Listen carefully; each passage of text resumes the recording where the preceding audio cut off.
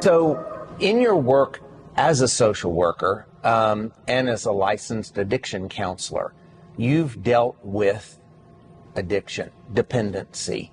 Let's talk a little bit about that, the nature of it, how it's changed. Just what is addiction? Is that the term used these days? I know that a lot has changed in the field over the years. Right.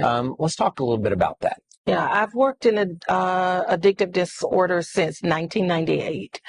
And I would say that what we started learning in the 1990s is that we learned a lot about the brain and how the brain works and how the brain works with addictive disorders. A lot of times, addictive disorders are seen as a moral failure. And people think that folks are just acting out and they just need to behave.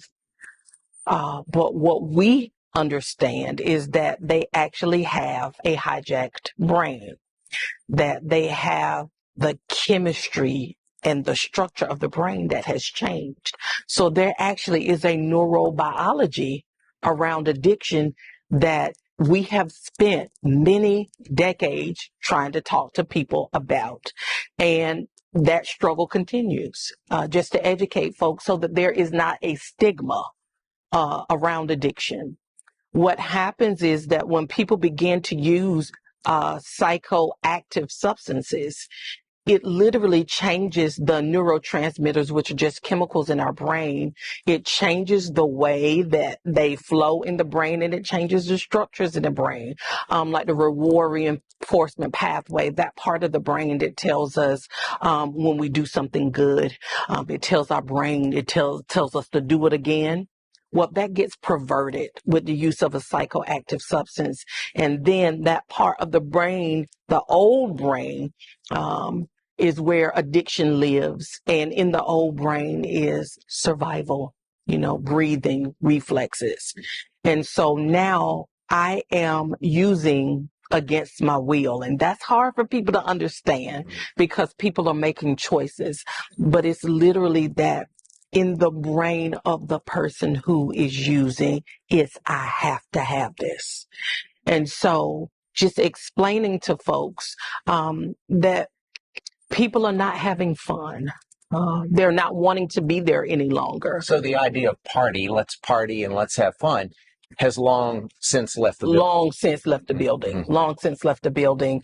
I used to say, you start out smoking crack, then it ends up smoking you. Mm. It devastates lives, and nobody wants to end up there. Is one of the things that I would do in my treatment groups is I would say, what did you want to be when you grew up?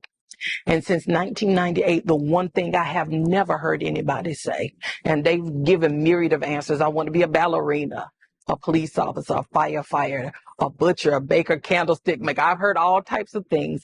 I have never heard someone say, I want to be addicted, that I wanted this life for myself, that I set out on this course. There's just so many factors that go into it, and we have to educate people about it. So when they begin to use substances, that they make educated choices, informed choices about it. And speaking of education, there are a lot of people who are highly educated who find themselves in trouble with drugs, alcohol. Absolutely. And so does that go to what you were talking about? It's not a logical thing. You're not going to go on a path and then be able to logic your way out of it. Absolutely not. Okay. If it could, I treated a psychiatrist and his daughter who was a nurse.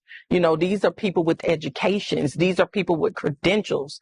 And if anybody could logic themselves out, I've treated social workers. I've treated, people from all stripes and strains, people in ministry. And so, if you could love your way out of, and also if the families could love folks out of addiction, if you could guilt people out of addiction, if you could scare people out of addiction, it would be done.